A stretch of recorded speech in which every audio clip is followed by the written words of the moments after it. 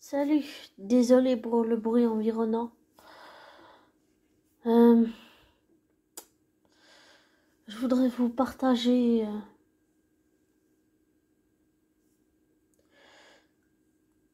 deux choses.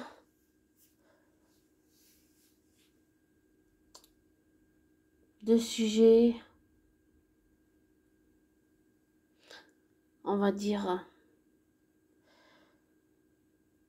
Un autre, c'est pas vraiment un sujet, c'est plutôt une expérience que j'ai vécue aujourd'hui. Et l'autre, c'est plutôt,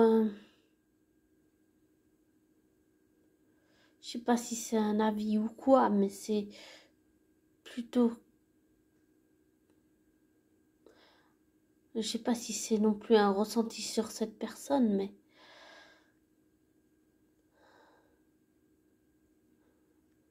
je voudrais parler en premier d'abord je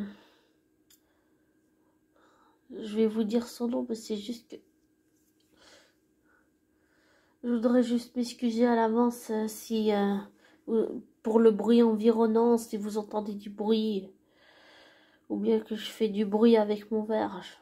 Je bois, mais c'est que de l'eau, hein, c'est rien, c'est juste de l'eau, rien d'autre.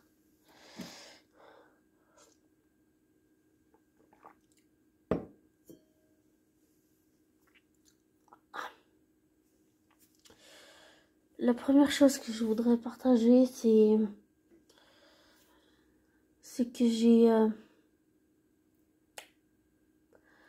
j'ai écouté la critique de Néo, c'était sympa, c'était bien. Ça m'a un petit peu changé les idées avec tout ce qui se passe en ce moment. Comment vous dire? Ce jeune homme, j'avais dit dans un audio que même si au cas où j'avais fait un deuxième audio où je m'excusais au cas où ça le gênerait, que c'était gênant, malaisant, ou que je l'avais blessé au cas où et que ce n'était pas ce que je voulais, je le pense toujours. Mais c'est juste que je sais pas pourquoi. Et il y a certaines personnes qui vous touchent en plein cœur, même si ça paraît répétitif ou je ne sais quoi. C'est vrai, il y a certaines personnes qui vous touchent en plein cœur et c'est rationnellement, j'ai pas d'explication. J'ai beau en chercher une, j'en ai jamais trouvé.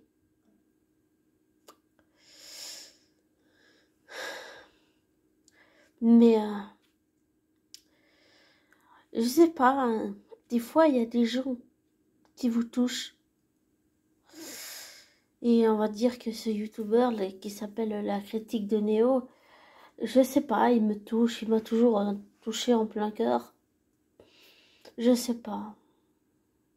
Et aussi j'avais dit dans un autre audio que je pense aussi ce que j'avais dit dans cet audio, j'avais dit que j'avais juste envie, c'était de le protéger parfois de notre monde qui n'est pas toujours sympa. Les gens n'ont pas toujours des bonnes intentions, mais je sais que je ne le peux pas. Ça aussi, c'est quelque chose que j'avais dit.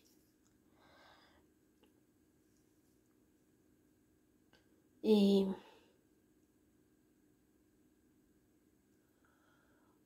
j'arrive pas à expliquer. Des fois, il faut accepter qu'il n'y a pas d'explication rationaliste et rationnelle à fournir et qu'il n'y en aura pas. Et ça, c'est le plus dur et le plus difficile à accepter pour l'homme. Accepter qu'il n'y a pas forcément des explications rationnelles à tout. Ou par exemple, le fait que Néo me touche en plein cœur. Le fait que ce youtubeur me touche en plein cœur, il n'y a pas d'explication rationnelle, je sais pas. J'en ai cherché, j'en ai pas trouvé. Voilà. Et c'est quelqu'un qui est... Tout ce que je peux dire comme ressenti, c'est que c'est quelqu'un, même si je le connais pas dans la vraie vie et qui ne me connaît pas dans la vraie vie, des ressentis que j'ai, c'est que c'est quelqu'un qui est extrêmement sensible, qui a une grande humanité, ouais. Une grande humanité en lui. Que parfois il peut se laisser faire et qu'il faut savoir se défendre. Il faut jamais se laisser faire par des gens qui sont, j'allais dire, toxiques ou pervers narcissiques, que ce soit homme ou femme, et toxiques, homme ou femme aussi, dans ce sens-là. Et peut-être que c'est dans ce sens-là que je dis que j'ai envie de le protéger, mais que je ne peux pas, parce qu'on ne peut pas protéger tous les gens qu'on aime de la cruauté de ce monde, de notre société aussi, qui n'accepte pas les gens différents, j'allais dire, les gens différents tels que Néo, les gens, par exemple, qui sont en situation de handicap, mais pas que physique, les gens qui sont autistes, les gens qui sont autistes Asperger, les gens qui sont autistes non-verbal, homme ou femme, autistes Asperger, non-verbal, homme ou femme, enfin, ou qui ont un léger retard mental. Je veux dire, on vit dans une société qui n'accepte pas, qui ne tolère pas qu'il y a des gens qui sont différents, qui n'acceptent que les gens sur papier glacé, artificiel.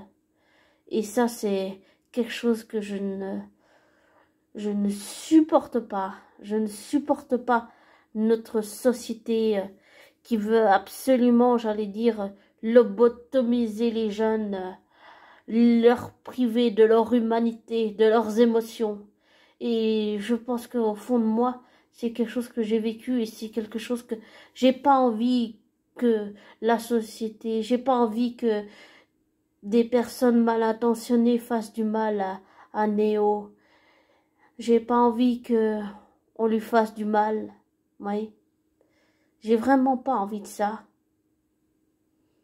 Et je pense au fond de moi, je vous le dis sincèrement, je le pense que c'est quelque chose qui me fait peur, que c'est quelque chose que peut-être je redoute, que c'est quelque chose que j'ai pas envie pour lui, parce que je l'ai reproduit, et j'ai pas envie que il reproduise peut-être les mêmes erreurs que moi, même s'il ne me connaît pas et que je le connais pas. C'est juste que parfois les gens vous touchent et puis voilà, ça vient du cœur, vous voyez. Parfois il n'y a même pas besoin d'avoir un lien de sang avec quelqu'un, c'est juste le lien du cœur. Je sais pas si tu comprends, abonné, ce que je veux dire par là, mais peut-être que c'est dans ce sens-là que je dis que j'ai pas envie que ça lui arrive, que j'ai envie de le protéger, mais que je sais que je peux pas, de notre société qui n'est pas tendre avec les gens qui sont différents. Je trouve que c'est un jeune homme très fragile et j'ai pas envie qu'il vive ce que moi j'ai vécu. Il me rappelle beaucoup,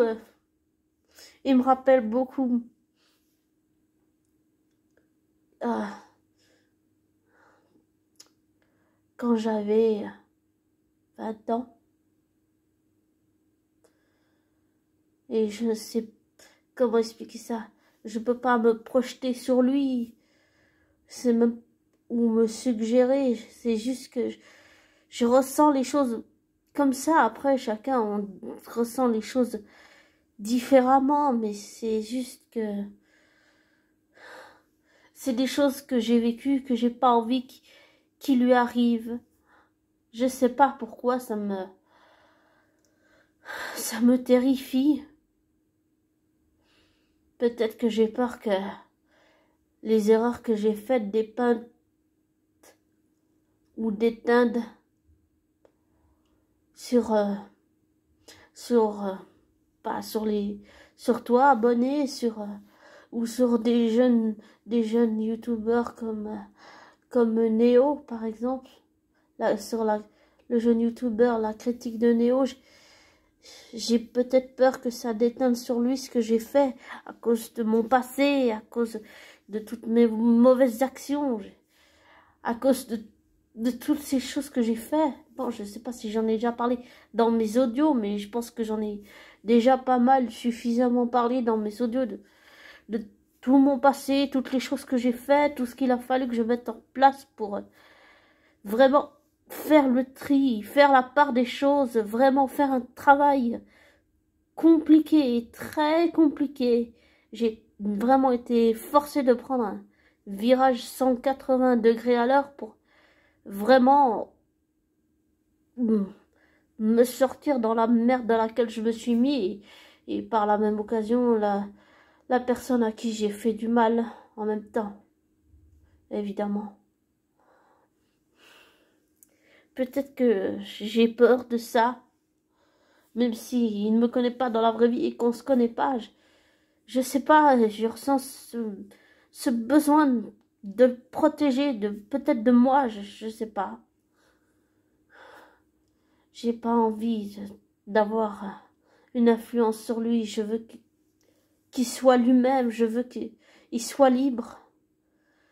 Je veux son bien-être. Pour moi, c'est la chose la principale. Je veux le ménager au maximum.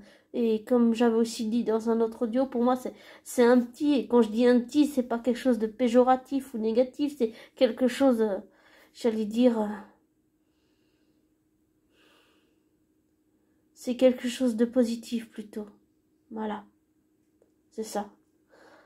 Et je sais pas, j'ai vraiment...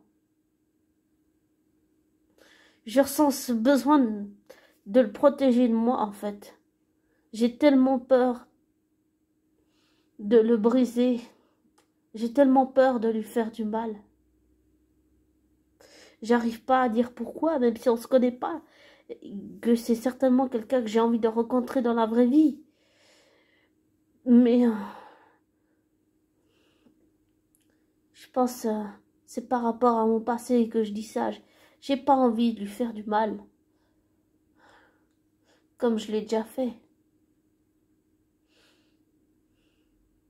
Et mes mécanismes de défense n'aident pas. C'est pas une raison pour me cacher derrière. Mais c'est juste que... Je sais pas, je ressens ce besoin de protéger de moi et j'ai pas envie que ça devienne quelque chose de malsain, si on peut dire ça comme ça. Je veux que ça reste quelque chose de sain et d'équilibré. Voilà. Il faut que ça soit équilibré et sain. Ni plus, ni moins. Et je sais pas, j'ai peut-être peur de ça, je sais pas. Je pense qu'il y a pas mal de choses qui sont liées à mon passé et qui fait que peut-être j'ai envie de le protéger de moi.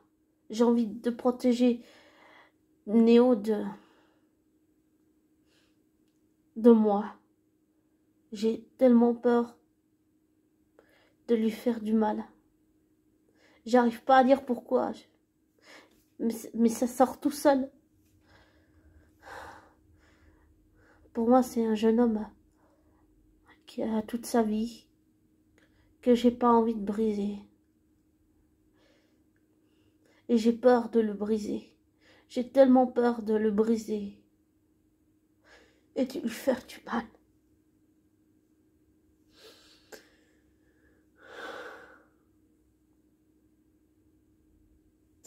Je sais pas pourquoi. Mais peut-être qu'avec tout ce que je viens de dire, il y a peut-être des réponses.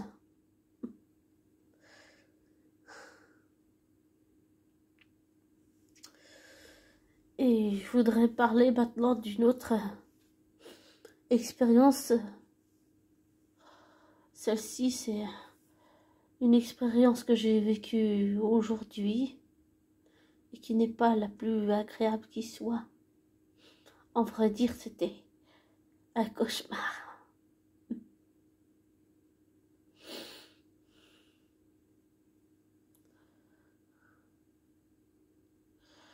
J'ai senti...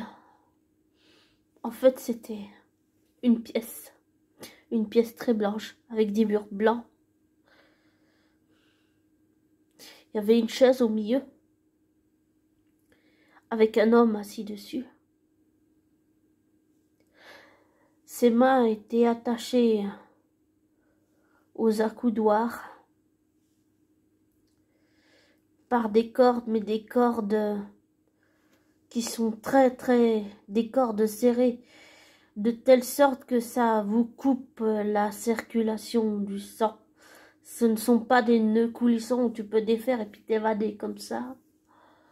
Je sentais la peur et je précise juste que les deux personnes dont je parle ici ne se connaissent pas dans la vraie vie. Voilà, à distinguer. Pour en revenir à cet homme sur lequel j'ai fait un cauchemar, je sentais sa peur. J'entendais son nom dans ma tête qui résonnait en boucle comme une caisse de résonance. Ça tournait, ça tournait, ça tournait. Je sentais sa peur, j'entendais aussi le mot « lâchez-moi, lâchez-moi, lâchez-moi ». C'était vraiment, c'était terrifiant. C'était terrifiant, putain, j'ai vraiment eu la trouille. Je me suis, si on peut dire ça, fait dessus presque, carrément. Après, je sais pas si c'était quelque chose, un événement qui est arrivé dans la vraie vie, dans la vie de cette personne, de cet homme, ou alors si c'est quelque chose qui est pour une série télé ou je sais pas quoi. Tout ce que je sais, c'est que cet homme avait peur. Il était intimidé. Et il suppliait la personne en face de lui de le relâcher. Et je ne pouvais rien faire. Absolument rien faire. Ce que j'ai oublié de préciser sur la pièce, c'était une grande pièce blanche et noire, et sombre, et feutrée. C'est ça que j'ai oublié de préciser.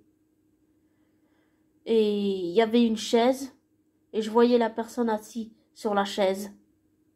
Et je ressentais tout ce que la personne vivait, et surtout la peur et la frayeur, et le fait qu'elle soit intimidée. Et la peur dans le regard de cet être humain. Et je pense que j'ai parlé dans mon sommeil.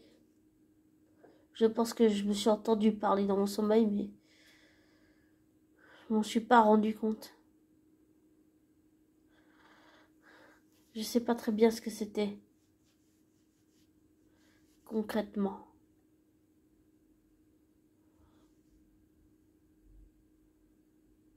Et je ne peux ni affirmer ni confirmer.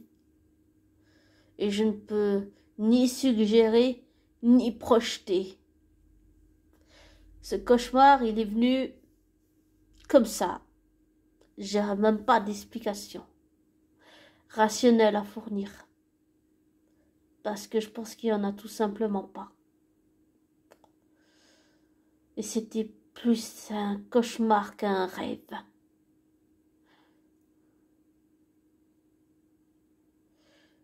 Et je ne peux non plus pas projeter ce que j'ai vécu comme expérience. C'était un cauchemar terrifiant.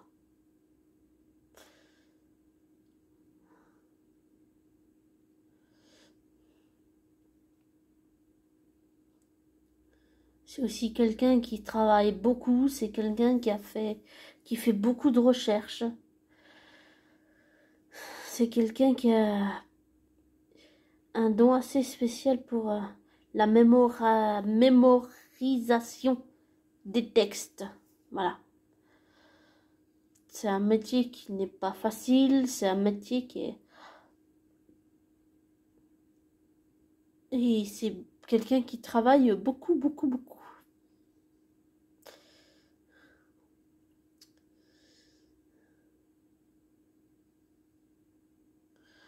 Et je sais pas, mais depuis quelque temps, j'ai des crises d'angoisse. Et à chaque fois, j'ai les mains qui tremblent, j'ai les mains qui deviennent moites. Et j'arrive pas à respirer comme il faut. J'en ai fait une, juste avant le concert de Gothard, d'ailleurs. Et j'en ai fait encore une autre avant. Mais je sais plus quelle semaine, mais c'était, dire des semaines en arrière, avant le concert. Mais ça n'a rien à voir avec les séries ou un concert ou quoi, non. Je sens que ça n'a rien à voir, ça a vraiment à voir avec cette personne. Mais cette personne, je sais pas, je pense qu'elle a une famille. Par contre, je sais pas si elle est mariée, si elle a des enfants ou quoi. Je sais pas si cet homme a des enfants ou quoi. Je sais juste que j'ai fait un cauchemar qui est lié à cette personne. Et de ce que j'en ressens, c'est que c'est aussi une façon de faire de la communication avec une personne avec qui on fait de la télépathie ou bien qui fait de la télépathie avec nous, mais sans que c'est pas conscient, c'est-à-dire que on a conscience quand on finit par comprendre, on a conscience qu'on fait de la télépathie avec cette personne, mais cette personne qui fait de la télépathie avec nous n'a pas conscience qu'elle en fait. C'est totalement inconscient chez cette personne. Je ne sais pas si tu comprends ce que je veux dire, abonné par là. Eh bien, c'est exactement ce qui s'est passé. Et je peux pas décrire les chaussures que cette personne portait. Je peux décrire que cette personne, par contre, elle portait un pantalon en tissu noir. Parce que j'ai pris des notes, j'ai vraiment pris des notes parce que ça m'a vraiment perturbée. Alors j'ai pris des notes et là j'ai écrit que il portait un pantalon en tissu noir, une chemise violette, une veste, mais j'ai rajouté plutôt une sorte de manteau d'hiver gris et une écharpe violette. Et j'ai aussi souligné que les cordes étaient très serrées et que la circulation du sang ne passait presque plus en fait. Ça coupait la circulation du sang carrément. Et c'est quelqu'un qui s'est senti impuissant. J'ai senti toute l'impuissance de cette personne à vivre cette situation en fait. Mais on aurait dit qu'elle avait le sentiment que quelqu'un allait venir la chercher. Voilà. Mais et j'avais en fait ce qu'il y a, c'est que au fur et à mesure que ça avançait, j'ai senti qu'il y avait un lien psychique avec cette personne. Et j'essayais de le rompre, mais j'arrivais pas. Et je sentais mon cœur qui faisait boum, boum, boum. Il faisait... il battait très fort, très fort, très fort.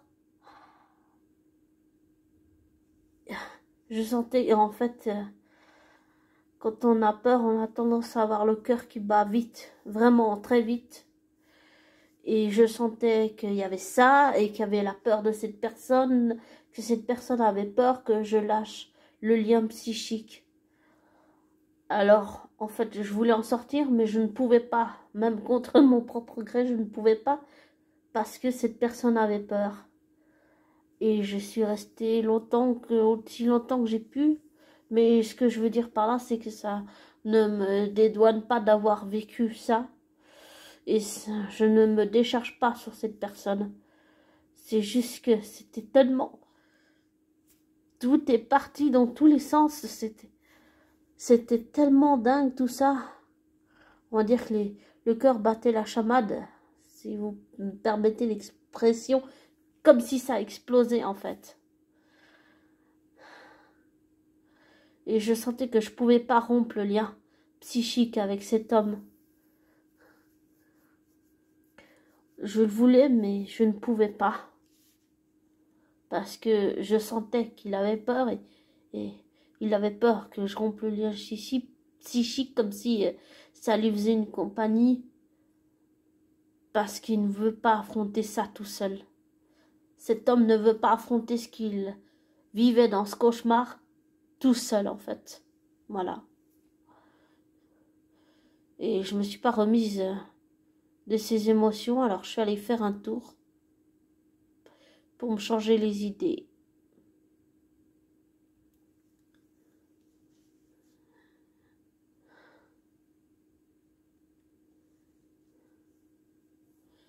C'était, si on peut dire, en Angleterre, mais c'était pas dans les endroits connus de Londres, c'était, on va dire, dans la campagne anglaise, voilà, la campagne anglaise.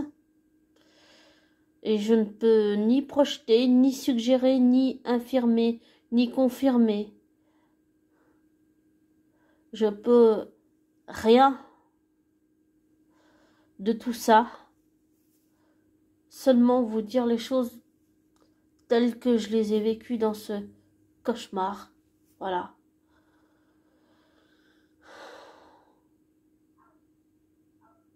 Et je sentais que pour cette personne, c'était un cauchemar pour moi, mais c'était surtout un cauchemar pour cet homme. Pour lui surtout, oui. Pour lui.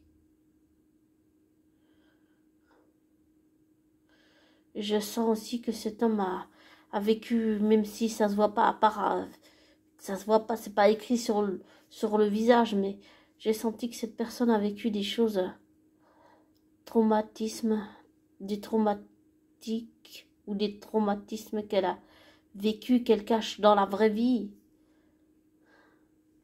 Et que ça risque de sortir, en fait. Et je pense que ça va aider cet homme, en fait, de se libérer de ce cauchemar, de pouvoir parler. Et je pense que ça va aider cet homme, oui, ça va l'aider. Après, peut-être que j'ai tort de penser ça, évidemment. Peut-être, j'en sais rien. Seul dans la vraie vie, on saura, je sais pas. Mais c'est cette expérience que j'ai vue et vécue, oui, c'est vrai. Mais c'était intense, c'était vraiment intense et c'était... En fait, j'étais crispée. Et je le sentais, lui, crispé aussi. Je sentais qu'il avait peur pour sa vie, oui. C'était... J'entendais aussi ses pleurs, j'entendais ses sanglots, j'entendais la panique dans sa voix, j'entendais tout ça.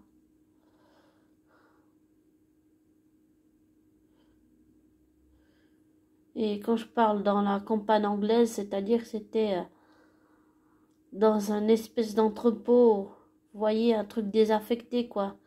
Un truc bien isolé en campagne où tu peux crier, personne ne t'entendra en fait. Voilà.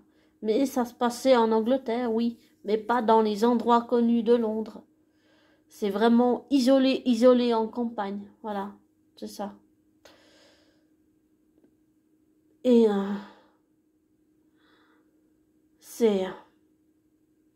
c'est déroutant. C'est désarmant. Je sais pas comment aider cette personne. Je sais pas si je pourrais. Je sais pas. Mais j'ai compris que les rêves et les cauchemars, d'une certaine façon, c'est différent de la... Je sais pas si c'est différent de la télépathie, mais c'est aussi un moyen de communiquer avec cette personne, oui.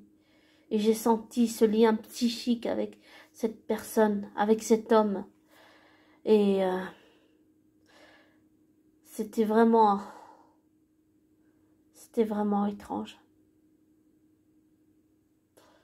Et j'allais dire, ça n'a rien à voir avec l'autre personne, l'autre homme avec qui je fais de la télépathie, je préviens. Voilà. Mais c'est vraiment, c'est étrange. C'est vraiment étrange.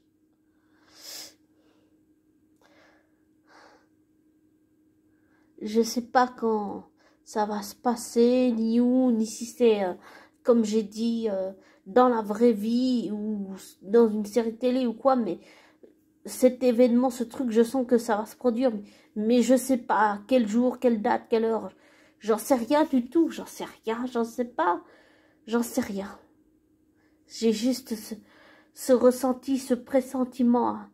J'arriverai même pas à dire quand et où. C'est juste que c'est arrivé. Voilà. Et c'est surprenant. C'est vraiment désarmant.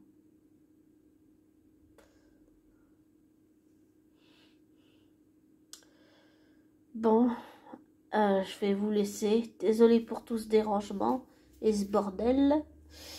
Ne prenez pas pour argent comptant ce que je dis. Ne vous laissez pas influencer par moi.